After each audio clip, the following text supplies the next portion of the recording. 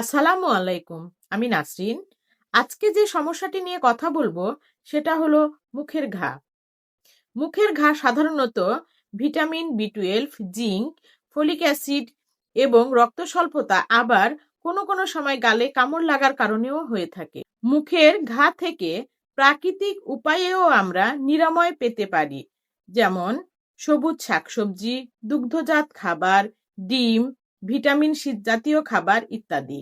Homeopathy চিকিৎসায় মুখের ঘায়ের জন্য যে ঔষধগুলি আমরা ব্যবহার করব সেগুলো হচ্ছে বোরাক্স এবং মার্কসল। তবে যে কোনো ঔষধ ব্যবহারের পূর্বে একজন হোমিও চিকিৎসকের পরামর্শ নেওয়া ভালো। আজ এ পর্যন্তই।